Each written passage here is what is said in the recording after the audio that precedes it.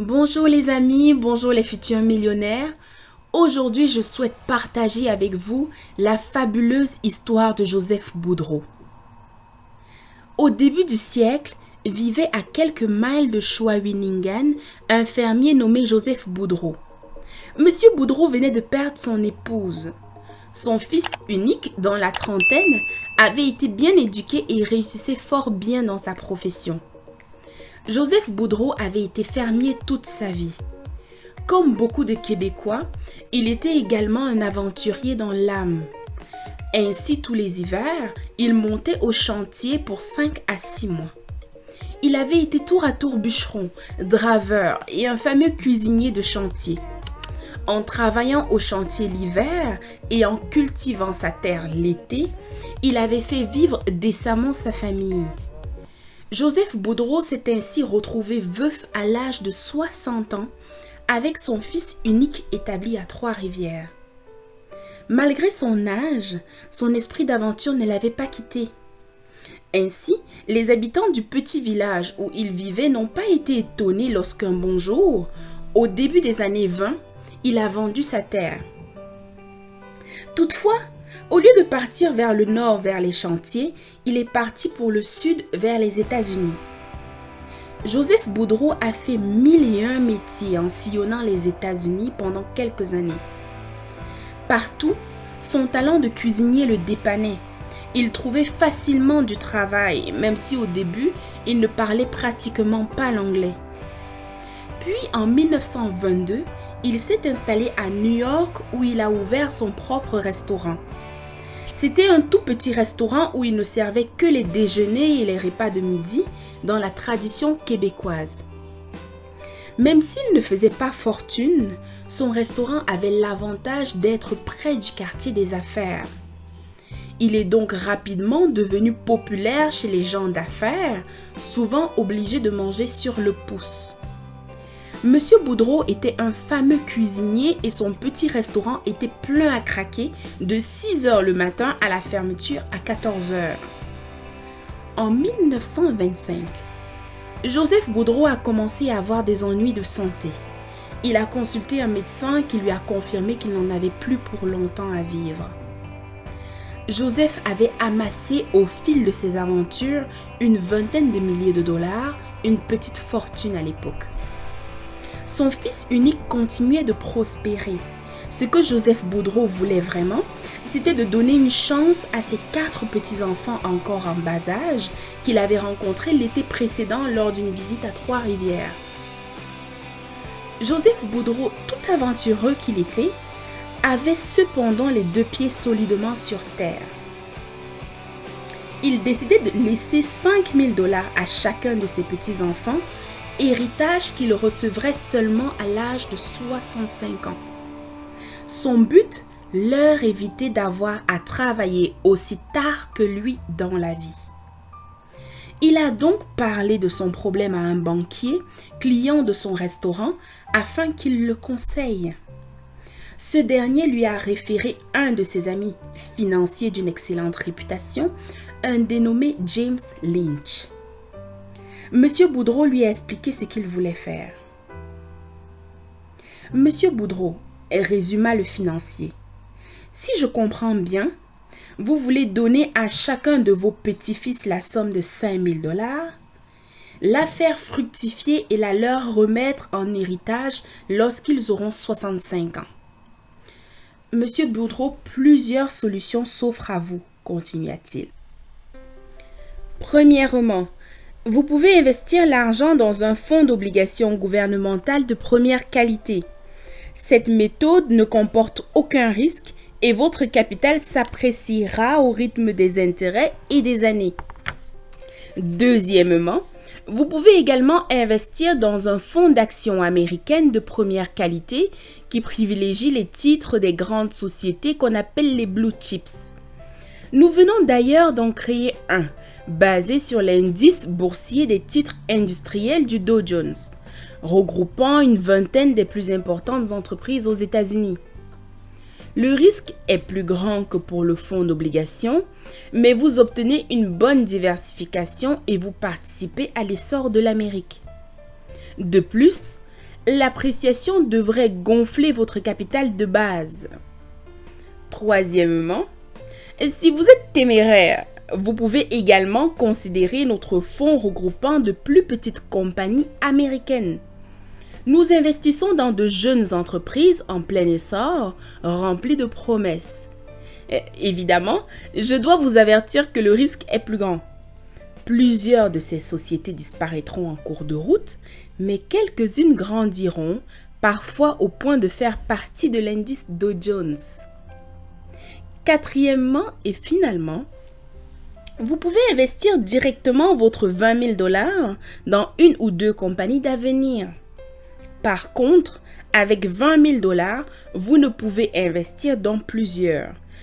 En fait, ce n'est pas la solution que je vous suggère, mais si c'est votre désir, j'aurai une ou deux sociétés intéressantes à vous suggérer. Monsieur Lynch, j'ai peu d'expérience dans le domaine. Je comprends bien qu'avec les obligations gouvernementales, mon capital est assuré, qu'il n'y a pas de risque et que je serai plus en sécurité avec de grandes compagnies qu'avec des petites. Je suis bien embêtée, mais c'est un cadeau que mes petits-enfants ne recevront qu'à l'âge de 65 ans. Vous et moi ne serons plus là. Je suis par ailleurs également partagée entre mon sens de la terre et celui de l'aventure. Voici ce que j'ai décidé.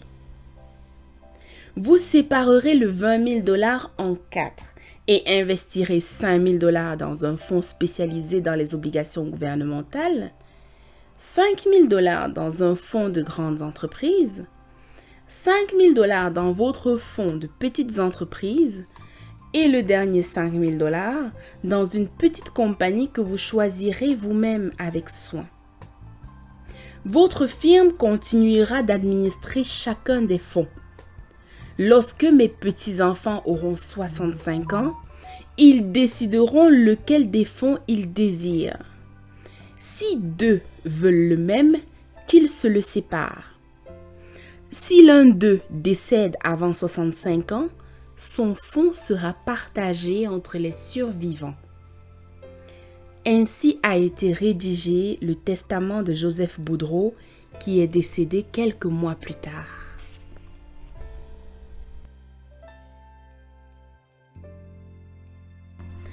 En 1990, les 4 petits-fils de Joseph Boudreau sont toujours vivants. Un jour, à leur grande surprise, ils sont convoqués par un notaire de Trois-Rivières qui leur fait part des volontés testamentaires de ce grand-père qu'ils n'ont jamais connu et qu'ils avaient toujours cru mort sans le sou aux États-Unis. En vertu des dispositions du testament, le notaire leur a donné 24 heures pour faire leur choix et ainsi respecter les volontés de leur grand-père. Le lendemain, les 4 héritiers sont revenus chez le notaire. C'est l'aîné qui a pris la parole. « Monsieur le notaire, nous avons bien réfléchi au choix à faire. Nous avons toujours été une famille unie et nous ne voudrions pas que cet héritage vienne créer de la dissension.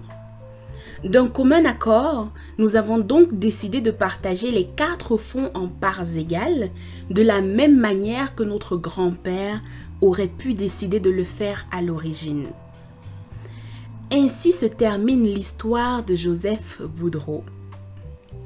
Évidemment, votre curiosité vous pousse à demander combien d'argent ont reçu les petits-fils de Boudreau. Prenez quelques minutes pour tenter d'évaluer cet héritage. Selon vous, est-ce plus d'1 million de dollars? 10 millions? Dans votre évaluation, pensez au fait que l'investissement fait en 1925 a subi le célèbre crash de 1929, la Grande Dépression qui l'a suivi, la Deuxième Guerre mondiale, le crash de 1987, sans compter au moins 7 récessions et de nombreux marchés baissiers. En fait, il y a eu 13 baisses importantes de 33% en moyenne à la bourse, ce qu'on appelle en anglais des bear markets. Eh bien, les 20 000 dollars de Joseph Boudreau investis en 1925 valaient en 1990 la somme incroyable de 36 millions de dollars et chaque petit-fils a hérité de 9 millions de dollars. Voici donc ce que valait chaque investissement de 5 000 dollars. Le 5 000 dollars investi dans les obligations gouvernementales est devenu 125 000 dollars, soit un rendement annuel composé de 5% environ. Le 5 000 dollars placé dans les actions de grande qualité, les blue chips, a donné 2,5 millions de dollars, un rendement annuel de près de 10%. Le 5 000 dollars investi dans les actions représentant des sociétés plus petites de croissance est devenu un peu plus de 10 millions de dollars pour un rendement de 12,4% par année. Enfin, le dernier 5 000 dollars a été investi dans une petite entreprise fabriquant des concentrés de boissons gazeuses devenue société ouverte en 1919. Son nom, Coca-Cola, est aujourd'hui célèbre à travers le monde, mais en 1925, il commençait à peine à être connu aux États-Unis. Le 5 000 dollars en actions de Coca-Cola valait 22,9 millions de dollars en 1990, pour un rendement annuel de 13,8%. Histoire farfelue que celle de Joseph Boudreau? Loin de là. En fait, cette histoire de M. Boudreau illustre fidèlement les rendements des différents véhicules d'investissement relativement au taux d'inflation de 1926. Il y a une firme aux États-Unis qu'on appelle Ibbotson & Associates de Chicago qui calcule à chaque année les rendements des différents véhicules financiers depuis la fin de 1925. Depuis 1926, la bourse a généré des rendements annuels de 10,2% pour les titres de grande capitalisation, soit près de 2 fois le rendement des titres obligataires. Par ailleurs, le rendement annuel des titres de petite capitalisation a atteint 12,2%. Cela démontre hors de tout doute que le marché boursier peut être un moyen privilégié de s'enrichir à long terme. Pour l'investisseur à long terme, la bourse peut être une grande source de richesse. Cette histoire fascinante que je viens de vous raconter est extrait du livre de Guy Leblanc qui a pour titre « La bourse ou la vie, les secrets d'un investisseur ». Dans ce livre, Guy Leblanc cite allègrement mes mentors qui sont Benjamin Graham, Warren Buffett, etc. Il fait de l'investissement sur le long terme. Il prend le temps de prendre son temps. Il prend le temps d'analyser les entreprises. Il n'est pas un parieur, non, mais un investisseur. En cela, je le recommande vivement et je mets dans la description le lien de ce livre que je conseille à tous de lire tellement il est fascinant. Bonne lecture! Cheers!